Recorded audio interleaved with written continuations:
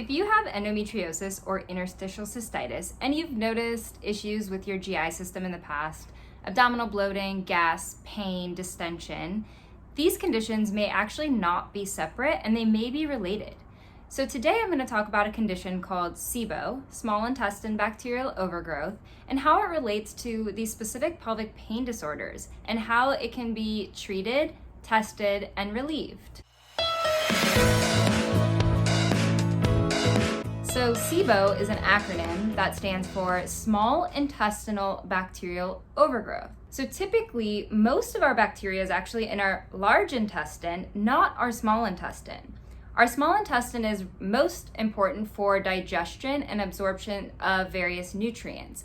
And so you need some bacteria, but at small amounts. And really, the large intestine is where you want a lot of the bacteria. So the classic symptoms of SIBO can be sort of generalized and vague. Some symptoms include abdominal bloating. That's pretty key, especially after eating certain foods. Abdominal discomfort, distension, vitamins deficiency like B12 and potentially iron, and constipation, diarrhea, and also some other subtle symptoms like brain fog and fatigue. The important thing to know about SIBO is it is also a symptom of something else bigger going on in the gut. And so addressing the underlying cause and working with a provider that can actually figure out what's causing the SIBO is going to be absolutely critical in order to treat SIBO and prevent it from recurring.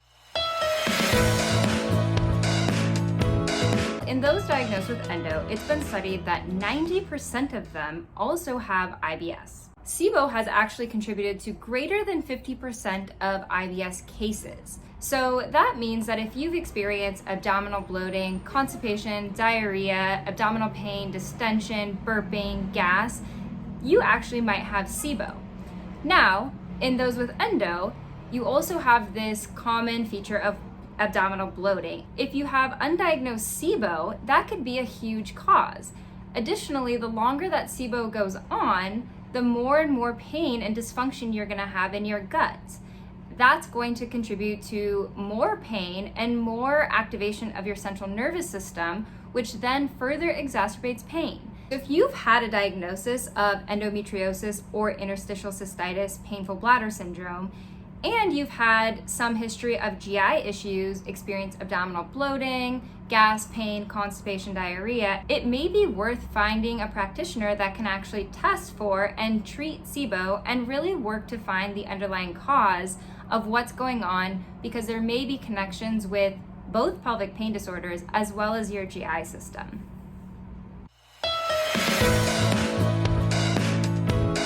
What can you do to help treat SIBO and improve your pelvic pain? First, you can get tested. You can work with a healthcare provider to help get you the right test for you. Second is going to be lifestyle factors. So having a good stress management plan in place to help prevent recurrence of SIBO, reduce inflammation, and also nutrition and diet plans.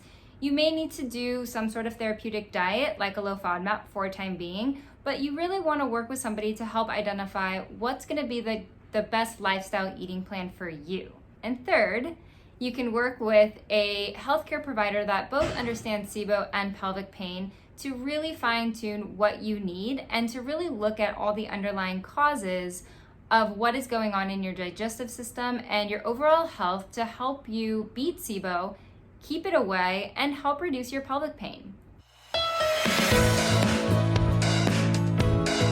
If you found this video helpful and you'd like more information, we have a lot of information. I recently wrote a blog on SIBO that reviews a lot of what we talked about in this video. You can check out our website at www.pelvicpainrehab.com. If you're interested in signing up and working with a provider like myself, you can also do that on our nutrition page, and you can schedule an appointment and we can discuss your SIBO and pelvic pain.